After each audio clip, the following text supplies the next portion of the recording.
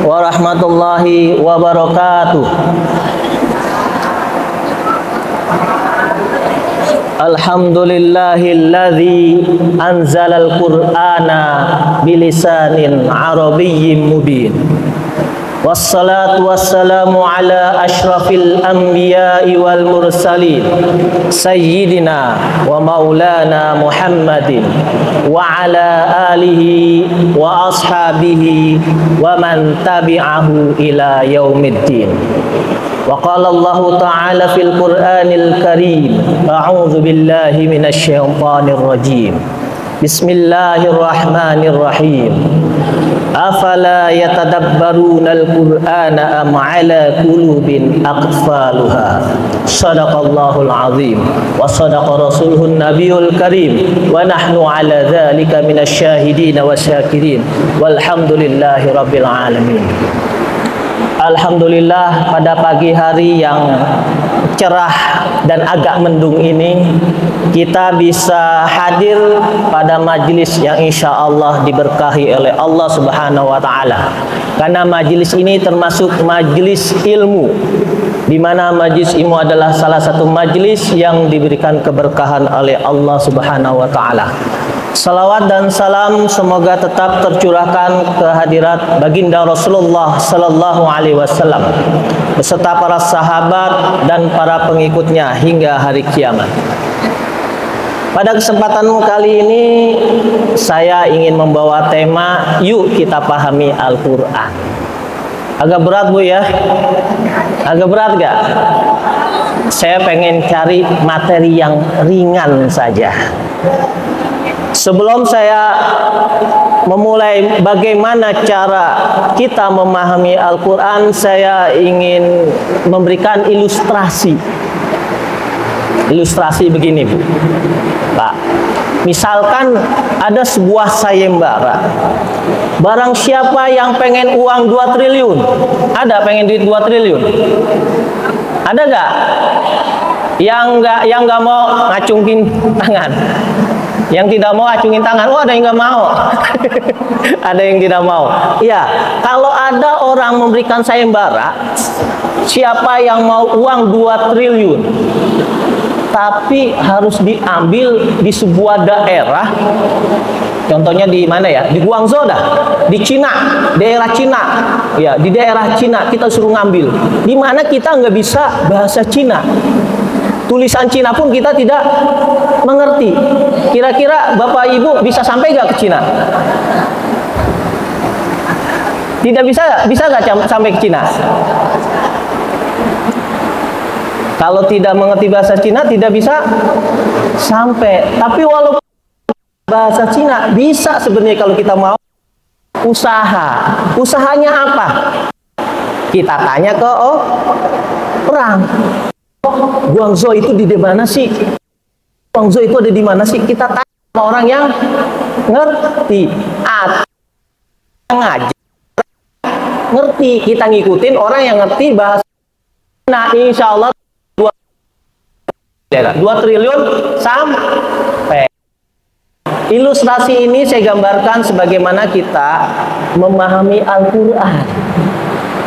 Bapak Ibu coba, siapa yang tidak pernah baca ayat ini? Ihdinas siratal mustaqim. Siapa yang tidak pernah baca? Tidak pernah baca, tunjuk tangan. Pasti pernah. Kenapa? Minimal 17 kali ayat ihdinas siratal mustaqim. Tapi saya pengen tanya ke Bapak Ibu, apa ihdinas siratal mustaqim? Siratal mustaqim, ya Allah, tunjukkanlah kami terus. Katanya begitu ya artinya ya. Jalan mustaqim. Siratal mustaqim. Tahu Pak? Jalan lurus menuju surga itu kan? Apa tafsiran dari siratal mustaqim? Dalam ilmu tafsir Quran bil Quran, kita menafsirkan Al-Quran dengan ayat Al-Quran. Ada yang namanya tafsir muttasil, ada yang namanya tafsir yang tidak nyambung, yang agak berjauhan ayatnya. Tafsir mustaqim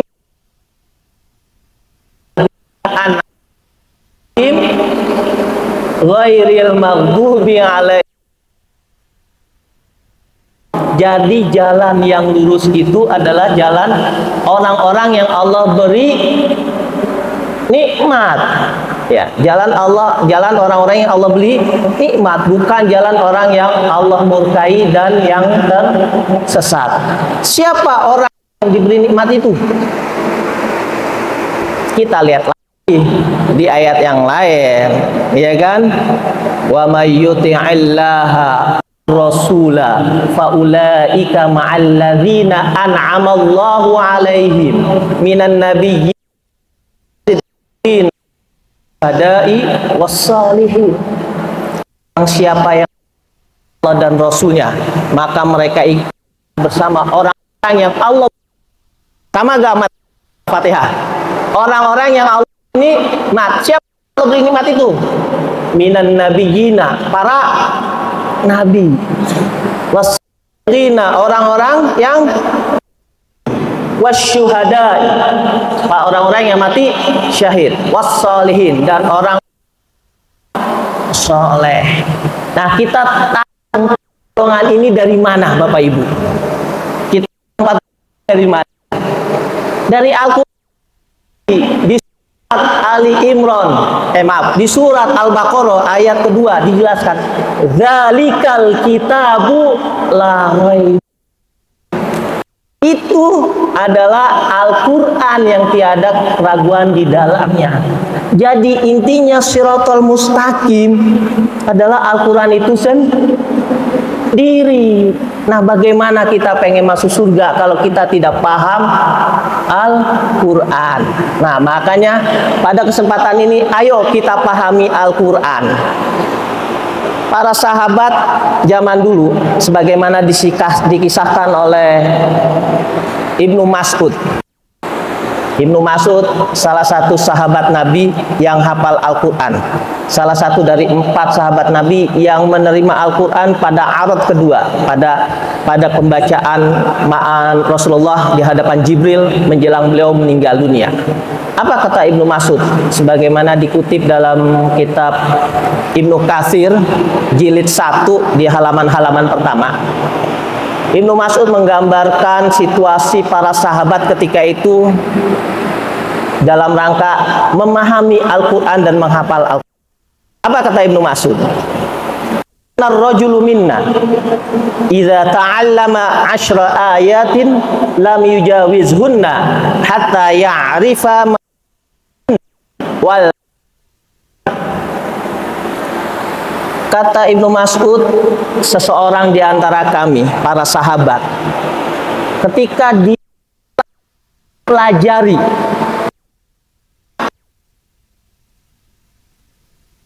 ayat dari Al-Quran, maka dia tidak akan beranjak ke ayat berikutnya sebelum dia melakukan dua hal. Yang pertama, hatta ya'rifa ma'anihinna, hingga dia memahami, hingga ia mengetahui arti dari 10 ayat tersebut.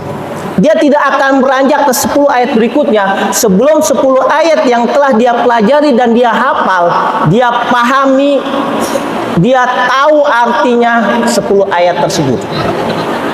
Yang kedua, wal amala bihinna, dan mengamalkan 10 ayat tersebut, mengetahui cara mengamalkan 10 ayat tersebut. Jadi dari ungkapan Ibnu Mas'ud ini saya dapat menarik 2 poin bagaimana cara memahami Al-Quran. Yang pertama, mengetahui arti Al-Quran.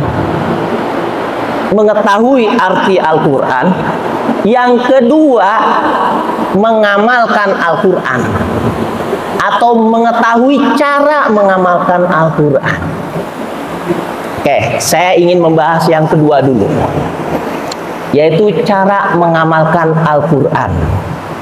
Ya, cara mengamalkan Al-Quran. Bagaimana kita bisa tahu Al-Quran itu cara mengamalkannya bagaimana sih? Ibu-ibu ada yang tahu bagaimana cara mengamalkan Al-Quran? Ada yang tahu Pak cara mengamalkan Al-Quran? Tidak ada. Oke. Cara mengamalkan Al-Quran adalah kita lihat siapa yang menerima Al-Quran. Siapa yang menerima Al-Quran? Nabi Muhammad Sallallahu Alaihi Wasallam. Dalam suatu kesempatan Aisyah pernah ditanya oleh para sahabat, sebagaimana diriwayatkan oleh Imam Ahmad dalam Musnadnya. Su'ila Aisyah an khuluqi Rasulillah SAW, faqalat kana khuluquhul Quran. Aisyah pernah ditanya oleh para sahabat, bagaimana sih akhlaknya Nabi? Bagaimana sih perengainya Nabi? Bagaimana sih tingkah lakunya Nabi? Apa kata Aisyah? Jawabannya Aisyah, akhlaknya Nabi, tingkah lakunya Nabi, perengainya Nabi adalah perwujudan dari Al-Quran. Jadi sebenarnya kalau kita pengen mengamalkan Al-Quran, lihat tingkah laku Nabi.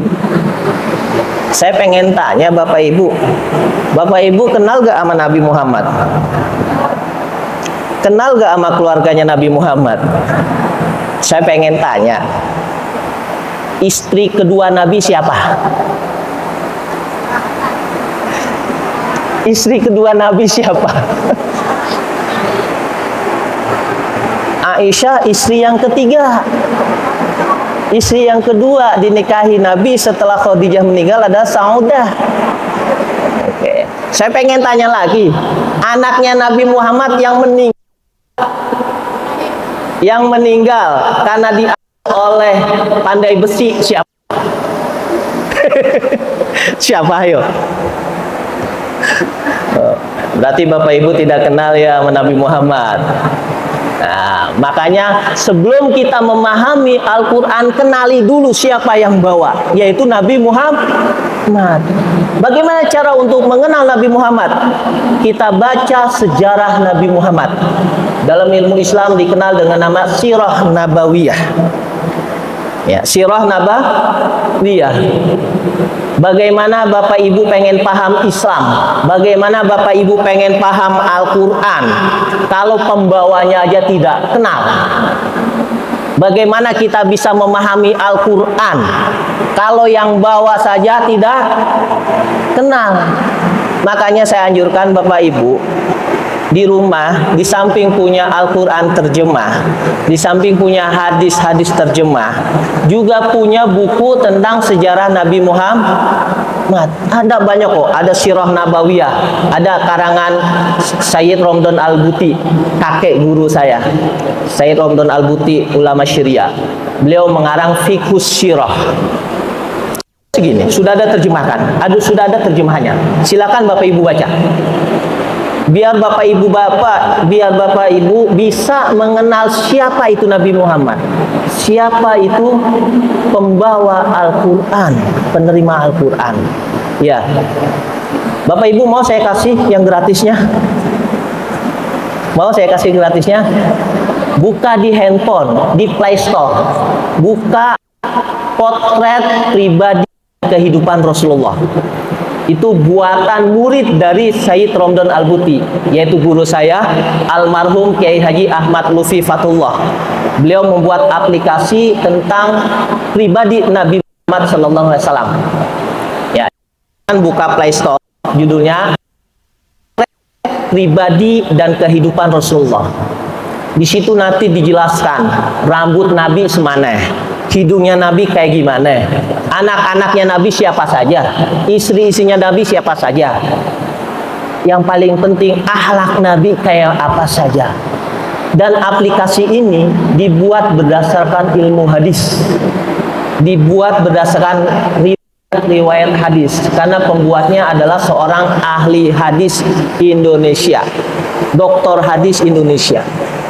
Beliau murid dari para ulama di Timur Tengah. Salah satunya adalah murid Sayyid Romdan Al-Buti, pengarang kitab Fiqhus Sirah, sejarah Nabi Muhammad. Oke, jadi Bapak Ibu, sebelum memahami Al-Quran, pahami dulu siapa yang membawa Al-Quran, yaitu Nabi Muhammad. Kenali dulu Nabi Muhammad. Bagaimana Nabi Muhammad kehidupannya, bagaimana pribadinya. Ya, baca bukunya. Baca bukunya. Nah, sekarang mengenali pribadi Nabi secara live, secara mata. Nabi pernah bersabda, al ulama warasatul anbiya. Para ulama adalah pewaris Nabi. Ya. Jadi ahli warisnya Nabi adalah para ulama. Tapi Nabi mewariskan apa? Nabi mewariskan, otomatis Bapak Ibu kalau pengen tahu gerak-gerik Nabi, para ulama. Para ulama adalah pewaris Nabi Muhammad SAW. Ulama adalah orang yang memegang ilmu dan akhlak Rasulullah, di mana akhlak Rasulullah itu adalah manifestasi atau pengujian dari Al-Quran itu sendiri. Makanya salah satu cara untuk memahami Al-Quran, kita ikuti para ulama, belajar amal para ulama, belajar akhlaknya para ulama. Karena para ulama nggak mungkin mengajarkan selain dari Al-Quran. Tidak mungkin ulama itu mengajarkan sesuatu yang ada di luar Al-Quran, apalagi yang bertentangan dengan Al-Quran. Makanya Bapak Ibu kalau pengen paham Al-Quran, ayo mulai sekarang kita rajin datang ke majelis taklim, ya, yang dipimpin oleh para ulama. Karena para ulama itu adalah mengajarkan ilmu-ilmu yang terdapat dalam Al-Quran, dan para ulama juga mempraktekkan Al-Quran dalam kehidupan sehari-hari. Itu cara yang pertama. Cara yang kedua, yang tadi sebagaimana disebutkan oleh Ibnu Mas'ud, yaitu hatta ya'rifa ma'anihinna, hingga mengetahui makna Al-Quran. Ini yang berat, mengetahui makna Al-Quran. Tadi sengaja saya kasih yang gampang dulu. Enak kan kalau ngeliatin para ulama, gampang nggak Bu? Ngikutin para ulama gampang nggak Bu? Gampangan mana ngikutin para ulama ama baca Al-Quran berikut artinya? Enak kan ngikutin ulama. Makanya saya kasih cara yang pertama, yaitu ikutin ulama. Cara yang kedua adalah memahami arti Al-Quran. Ini ada tahapnya. Pertama, kalau kita pengen memahami makna Al-Quran, kita harus bisa baca Al-Quran dulu. Ya, harus bisa baca Al-Quran dulu. Insya Allah sini semua jamaah sudah pada bisa baca Al-Quran. Karena sebelum kajian di ini kita tadarusan dulu. Masih pada bisa baca Al-Quran. Cuman jangan puas, cuman bisa baca Quran doang. Ya, harus tahu artinya. Tahu artinya apa, Bu? Al-Quran. Ini Al-Quran nih, tahu artinya. Dari dulu Al-Quran cuma segini doang. Dari dulu Al-Quran cuma segini doang.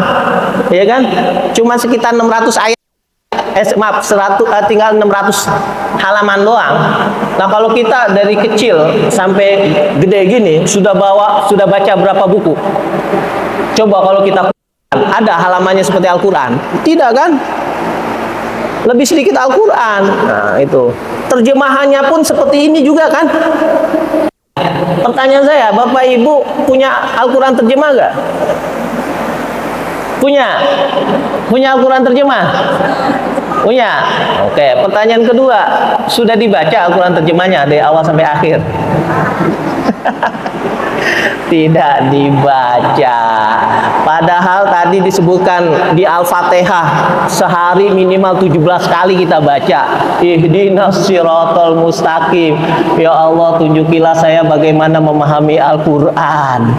Al-Quran terjemah sudah punya, tapi tidak dibaca. Ya, kalau saya mengumpamain Bapak Ibu punya sendal, nggak usah dipakai, Bu. Digantung aja di leher. Apa kata orang? Beli sendal, habis itu sendalnya nggak dipakai, tapi digantung di leher. Apa? Nah, sama Ibu punya Al-Quran terjemah, tapi nggak mau dibaca. Padahal bisa nggak baca Al-Quran terjemah? Pakai bahasa Indonesia, tinggal baca doang. Apa bedanya? Kalau kita pakai sendal juga tinggal pakai doang, ya kan? Apa susahnya? Nah, ini Al-Quran terjemah tinggal dibaca doang dari awal sampai akhir. Tahapan pertama untuk memahami Al-Quran, untuk memahami makna Al-Quran, baca Al-Quran. Berikut terjemahannya. Ya, baca Al-Quran berikut terjemahannya. Kalau tidak paham tuh terjemahan, kita balik ke rumus yang pertama, yaitu apa ya? Ikutin para ulama. Berarti tanya lagi sama para ulama. Kita baca di rumah Al-Quran terjemah, nggak paham, tanya sama para ustaz. Semua itu dalam rangka untuk memahami Al-Quran.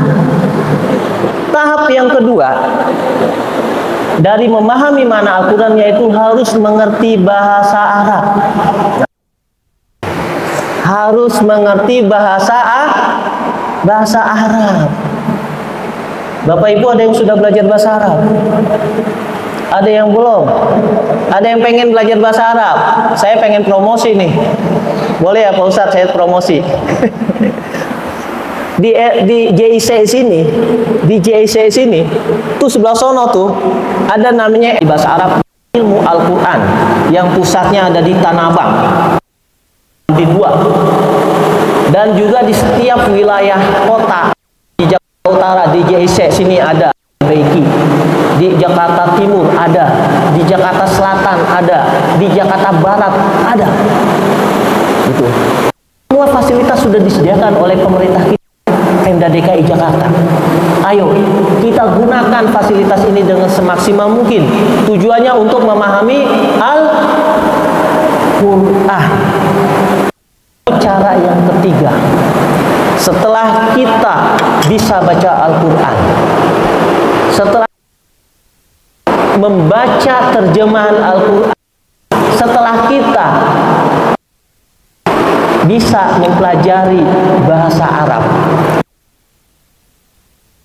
istantikil Quran, ajak Al-Quran berdialog. Nah, ini yang gak susah. Ajak Al-Quran berdialog. Saya pengen tanya Bapak Ibu, pernahkah Bapak Ibu merasakan nikmatnya membaca Al-Quran? Pernahkah merasakan nikmatnya membaca Al-Quran? Kalau ada seorang sahabat dulu merasakan nikmatnya sholat, saking merasakan nikmatnya sholat, ketika beliau kena anak panah. Anak panahnya itu dicabut ketika beliau sedang sholat. Kenapa? Kalau beliau sedang menikmati sholat, sehingga anak panah yang dicabut tidak dirasakannya. Nah, saya pengen tanya, Bapak Ibu pernah gak merasakan nikmatnya membaca Al-Quran? Nikmatnya membaca Al-Quran adalah ketika kita berdialog dengan Al-Quran. Al-Quran kita ajak berdialog. Bapak Ibu ibu-ibu punya anak masih balita, ada yang usia 2 tahun, omongannya bisa ditulis dengan bahasa Indonesia? Tidak bisa. Tetapi kalau kita ajak dialog anak kecil, paham gak ibunya? Paham? Padahal gitu kan? Paham gak? Kenapa? Anak kecil itu sering diajak berdialog. Jadi kita Al-Quran juga seperti itu. Ajak berdialog secara intens, secara kontinu. Kita ajak Al-Quran berdialog. Kita sering baca. Iya, kita sering baca. Baca terjemahannya, baca ayatnya, baca tafsirnya. Kan banyak tuh kitab tafsir. Baca, ajak Al-Quran berdialog. Ketika kita berdialog dengan Al-Quran secara khusyuk, insya Allah kita merasakan surga dunia. Coba, ibu-ibu silakan berdialog dengan Al-Quran. Saya ingat cerita tetangga saya, orang tua. Saya banyak bergaul dengan orang-orang tua. Beliau pernah bercerita, orang-orang tua dulu bisa paham ya ayat Al-Quran, padahal beliau nggak ngerti bahasa Arab. Orang-orang tua dulu paham isi Al-Quran, padahal tidak ngerti bahasa Arab. Tapi apa? Kenapa bisa begitu? Karena beliau sering berdialog dengan Al-Quran. Ya, sering membaca Al-Quran. Kalau kata Nabi, kalau baca Al-Quran jangan kurang dari 6 hari agar bisa memahami ayat Al-Quran. Dalam artian apa? Kalau bisa seminggu sekali hatam Al-Quran. Kalau bisa seminggu sekali hatam Al-Quran. Ya kalau nggak bisa sebulan sekali. Kalau sebulan sekali berarti 1 hari 1 juz. Kalau 6 hari 1 hari 5 juz. Nah, kalau sering berdialog dengan Al-Quran, mudah-mudahan Allah memberikan pemahaman kita tentang Al-Quran. Di samping dengan cara yang sebelumnya, ya, baca terjemahan, baca tafsirnya, pelajari bahasa Arab, baru setelah itu berdialog dengan Al-Quran. Mudah-mudahan kita bisa paham Al-Quran. Di samping itu juga kita hadiri majelis-majelis taklim yang dipimpin oleh para ustadz dan para ulama. Perhatikan ilmu beliau, perhatikan gerak-gerik beliau, perhatikan akhlak beliau, karena beliau adalah pewaris Nabi Muhammad SAW yang mewarisi ilmu dan akhlak Rasulullah, di mana akhlak Rasulullah adalah Al-Quran itu sendiri. Ya, jadi inti dari memahami Al-Quran adalah 2. Pertama, ikuti para ulama yang menjadi pewaris para nabi. Yang kedua, pahami Al-Quran dengan membaca artinya, membaca Arabnya, membaca artinya, membaca tafsirnya, dan mempelajari bahasa Arab serta berdialog dengan Al-Quran. Mudah-mudahan kita semua bisa memahami Al-Quran. Saya rasa itu saja. Mohon maaf apabila ada kesalahan dan kekurangan. Wabillahi taufiq wal hidayah. Wassalamualaikum warahmatullahi wabarakatuh. Terima kasih Pak Ustaz yang sudah menjelaskan memahami Al-Quran. Yang mungkin bapak-bapak, ibu-ibu yang belum memahami Al-Quran, silakan tanya. Yang mungkin ibu-ibu tidak perlu dulu ya. Ya, silakan tanya ibu. Ya, silakan tanya.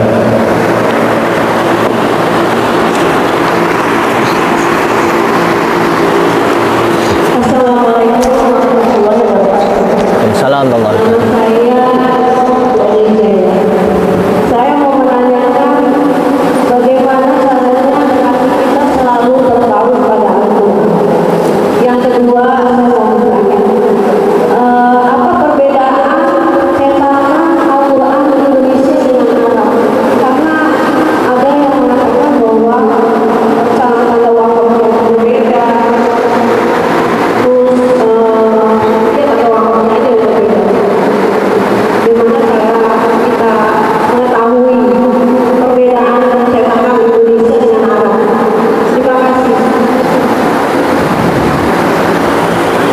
Langsung. Satu lagi. Ya, silakan.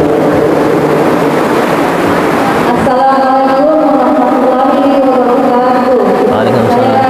Bu Amelia, saya ingin menanyakan Pak Ustaz, ini di luar Ustaz ya, pengajaran Pak Ustaz tadi. Saya tadi berwudu, tapi wudunya jangan dulu Pak Ustaz, saya mau pakai payung, tapi yang digolongin itu Pak Ustaz, kayak ember kecil. Nah, kalau dia masih ada sisa dari wudu itu, saya banjurin ke badan saya, itu bagaimana wudu saya sah apa enggak? Maaf, diapain ke badan? Disiram ke badan. Sisa dari air wudhu kami itu saya siramin aja ke badan gitu. Wudhu saya sah apa enggak gitu Ustaz? Maaf Ustaz, terima kasih sebelumnya. Assalamualaikum warahmatullahi wabarakatuh. Waalaikumsalam warahmatullahi wabarakatuh. Oke. Pertanyaan yang pertama, ya, bagaimana kita meneladani Al-Quran ya? Ini pertanyaannya sesuai banget dengan hadis nih, hadis Nabi. Kata Nabi Muhammad SAW, ta'ahadul Quran fa innahu asyadu talafutan minal ibili minal iqal. Telateni Al-Quran. Ta'ahadu itu dari kata ahada. Ahada itu ahdun, itu artinya bisa janji, bisa waktu gitu. Telateni Al-Quran maksudnya telateni dalam hal waktu, dalam hal jadwal. Telateni Al-Quran, karena Al-Quran itu asyadu talafutan minal ibil, lebih cepat lepasnya. Jadi Al-Quran itu lebih cepat lepasnya, lebih cepat terlepas daripada onta dari ikatannya. Onta itu binatang yang gampang banget melepaskan ikatan gitu loh. Mungkin kayak pencuri yang licin gitu loh. Gitu kan. Ya, kalau pencuri yang licin itu kan wah, cepet banget lepasnya.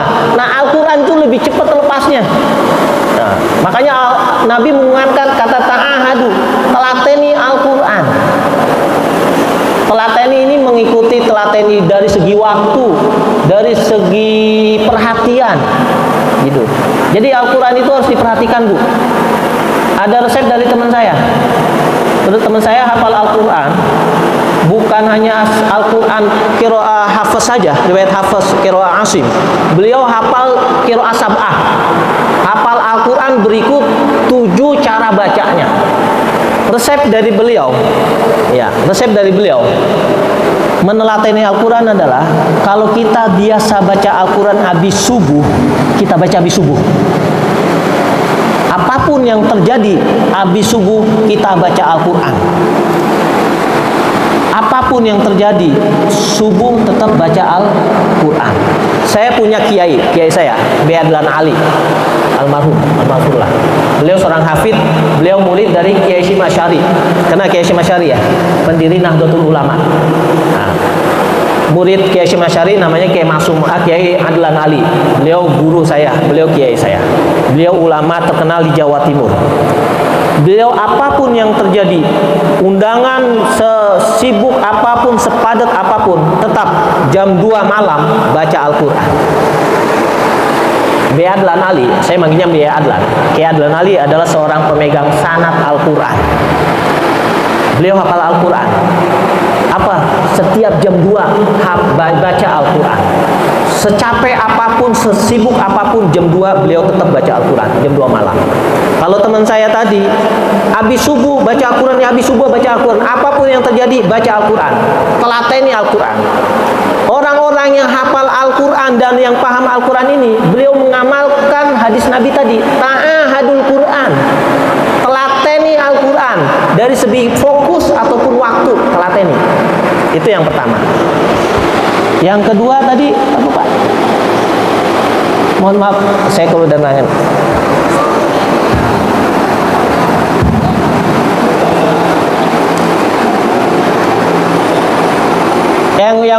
Yang sebelum wudu, yang tadi yang sebelum wudu. Pertanyaan Ibu yang kedua.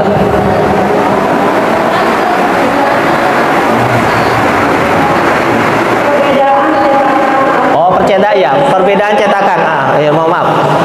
Emang cetakan Arab, cetakan Al-Quran versi Madinah, ya. Orang ada yang bilang mushaf Utsmani, ya kan? Juga perbedaan dengan mushaf yang dicetak oleh Kementerian Agama.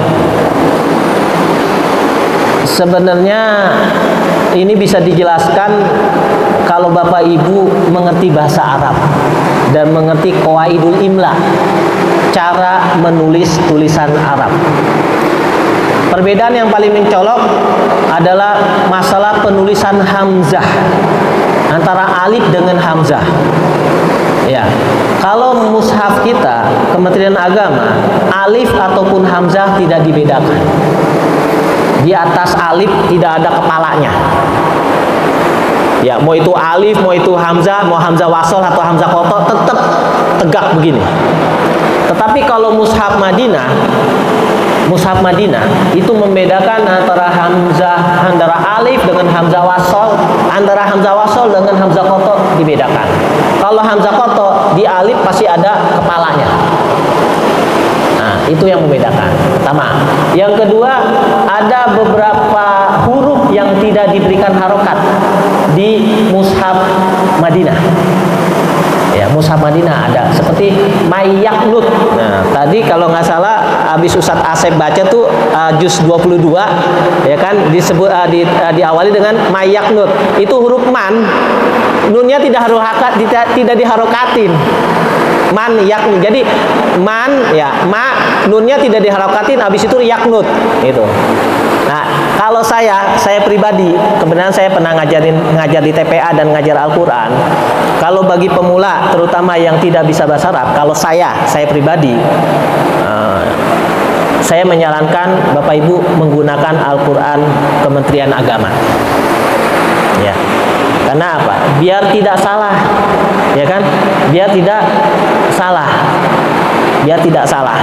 Jadi kalau saya menyarankan, karena kalau Bapak Ibu belum mempelajari qawaidul imla atau bahasa Arab untuk membaca mushaf Madinah, sampai lagi tanpa guru, ya kan kita baca sendiri rumah, kan berarti kan tidak di hadapan guru, itu akan kesulitan.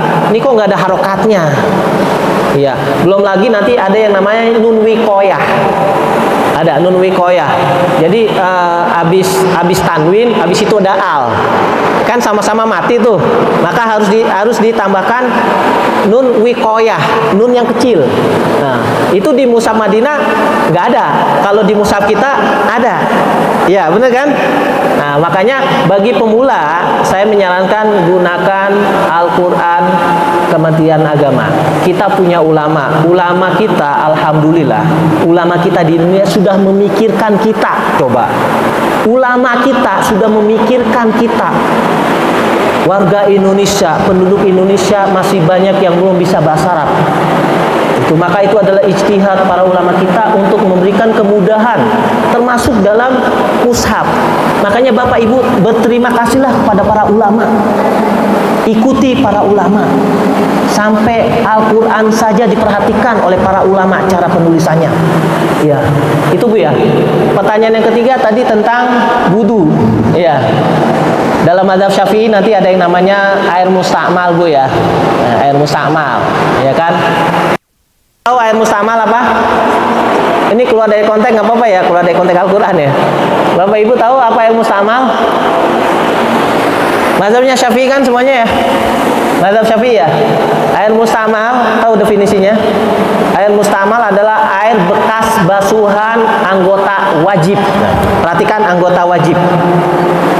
Membasuh muka berapa kali Pak Bu? 3 kali.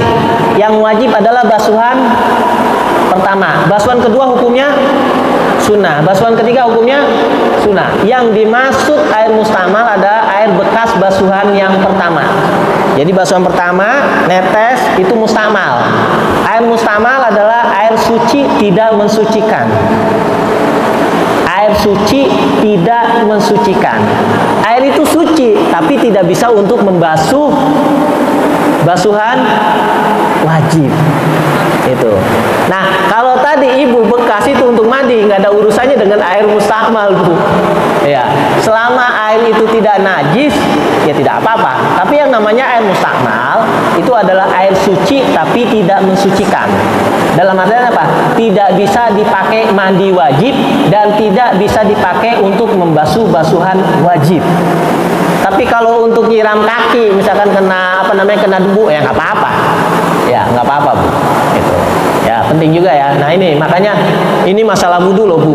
Masalah wudhu berarti apa? Wudhu menentukan sah tidaknya sholat. Ya, sah tidaknya sholat menentukan kita nanti dihisab. Karena yang pertama kali dihisab pada hari kiamat apa? Sholat. Kalau sholatnya dihisab, begitu direken, kalau bahasa Betawi, sholatnya sudah direken, oh ternyata di ponten, apa di ponten itu?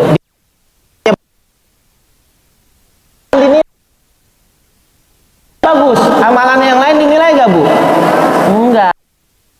Sholat kita sah tidaknya itu adalah wudhunya dulu. Kalau wudhunya sah, sholatnya sah. Kalau wudhunya tidak sah, sholatnya tidak sah. Nah, kembali lagi ke para ulama. Ayo, untuk paham sholat, untuk paham wudhu, ikutin ulama. Ya, ikutin para ulama. Alhamdulillah sini saya ini di kajian duha ini semua seperti ini ya. Kalau bisa istiqomah Bu ya. Nanti yang datang di sini para ustadz, para ulama mengajarkan Al-Qur'an, bagaimana memahami Al-Qur'an. Ya, itu saja. Pak.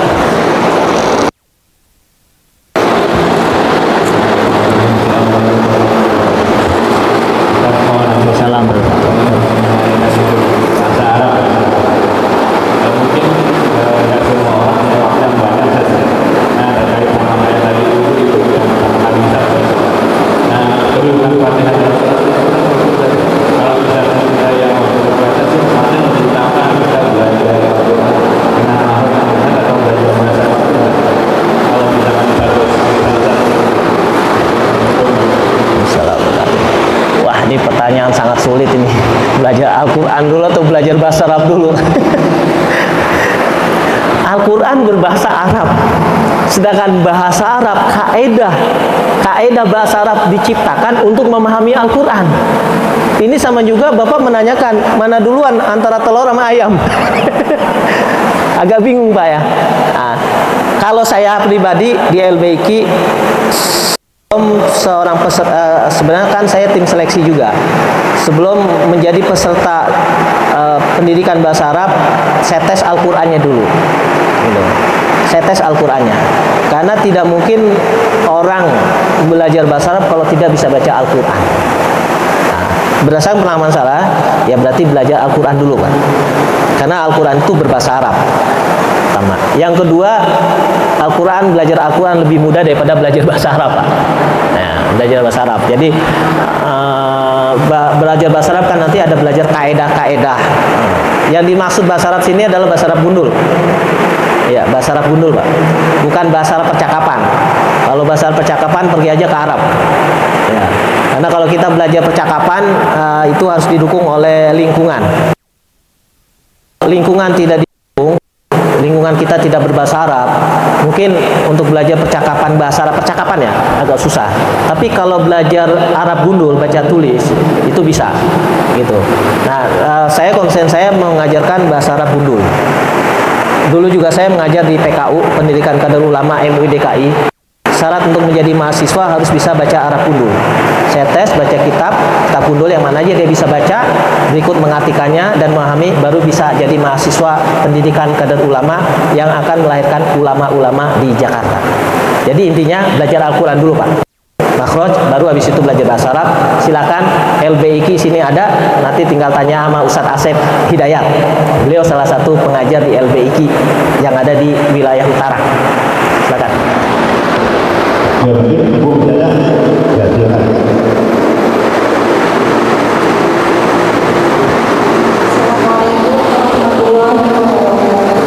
Waalaikumsalam warahmatullahi wabarakatuh. Ya, silakan. Kalau berdoa menggunakan ambil dari Al-Quran. Pas berdoa itu harus pakai kaidah tajwidnya nggak? Oke.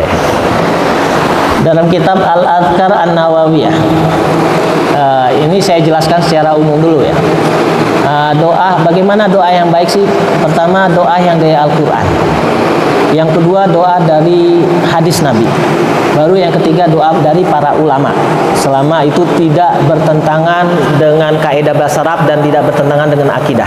Karena ada juga beberapa doa yang kadang bahasa Arabnya salah, otomatis karena bahasa Arabnya salah kadang bertentangan dengan akidah. Nah, bagaimana cara membaca doa dalam dengan Al-Quran? Ya, bisa dengan tajwid, bisa dengan tidak. Kalau menurut saya, ya, bisa dengan tajwid itu kan. Rabbana atina fid dunya hasanah wa fil akhirati hasanah wa qina adzabannar. Yang penting panjang pendeknya.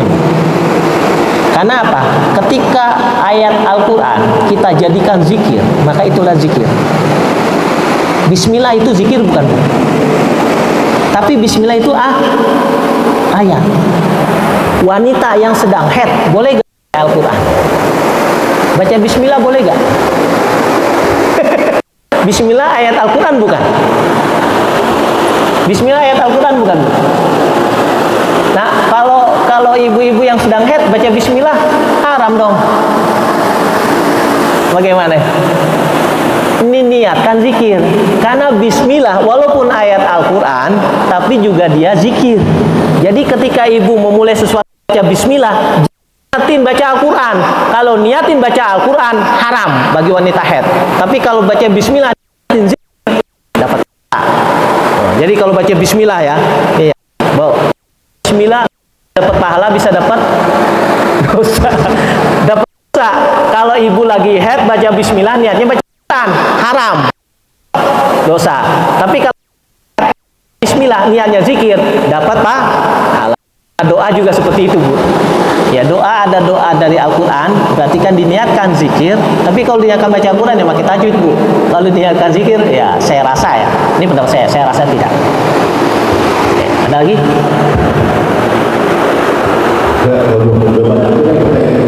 Iya.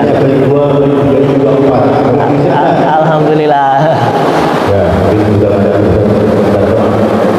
Ya, terima kasih dari Ibu Bapak yang sudah menanyakan Al-Quran. Dan ini ada pengumuman dari Ketua Umum Islam Dekat minggu depan tanggal 17 itu kita di Aceh. Ingat ada acara Maulid Nusantara, bukan ibu kota Nusantara ya, Maulid Nusantara, bukan ibu kota Nusantara, bukan Maulid Nusantara. Hari Minggu tanggal 17 kita mulai nanti dari jam 7. Jadi mengingat besoknya setengah 9 mulai acaranya Maulid Nusantara dari Islamic Center. Ini amanah dari Ketua Umum Islamic Center. Itu ya, ingat ya. Jadi terima kasih Ustaz yang sudah menjelaskan ilmunya. Mudah-mudahan dari Ustaz untuk Amin. A'udzubillahi minasyaitonir rajim. Bismillahirrahmanirrahim. Alhamdulillahirabbil alamin.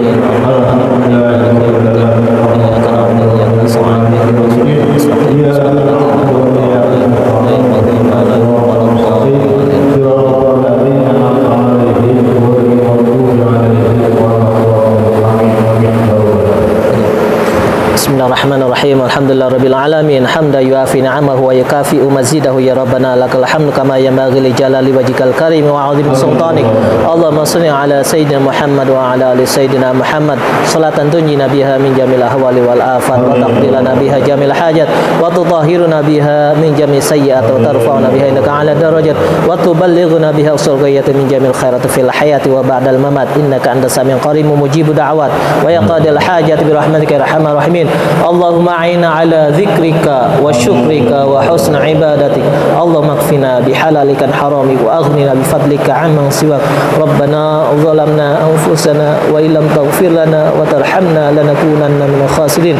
Rabbana hab lana min azwajina wa dhurriyyatina qurrata a'yun waj'alna lil muttaqina imama. Allahumma aslih lana dinana alladhi huwa 'ismatu amrina wa aslih lana akhiratana ilayha ma'aduna waj'alil hayata ziyadatan lana fi kulli khair waj'alil mauta rahatan lana fi kulli syarr. Allahumma inna nas'aluka salamatan fid dini wa dunya wal akhirah wa afiyatan fil jasad wa ziyadatan fil ilm wa barakatan fil rizq wa taubatan qabla al maut wa rahmatan 'inda al maut wa maghfiratan ba'da al maut. Allahumma hawwin 'alaina fi sakaratil maut wan najata minan nar wal 'afwa 'inda al hisab. Rabbana ighfir lana wa liwalidina warhamhuma kama rabbawna shighara wa limasyayikhina wa limuallimina wa li asatidina wa liman haqqana 'alaina wa liman ahsana ilaina wa liman da'ana ila khair wa li jami'il muslimina wal muslimat wal mu'minina wal mu'minat al ahya'i minhum wal amwat. Allahumma ansur mujahidina fi Palestin, Allahumma ansur mujahidina fil Misrin, Allahumma ansur mujahidina fil Misrin. Rabbana taqabbal minna innaka antas samiul alim wa tub 'alaina innaka antat tawwabur rahim. Rabbana atina fid dunya hasanah wa fil akhirati hasanah wa qina adzabannar. Wa sallallahu ala sayyidina Muhammad nabil ummi wa ala alihi wasallam. Subhana rabbika rabbil izzati amma yasifun wa salamun alal mursalin walhamdulillahi rabbil alamin.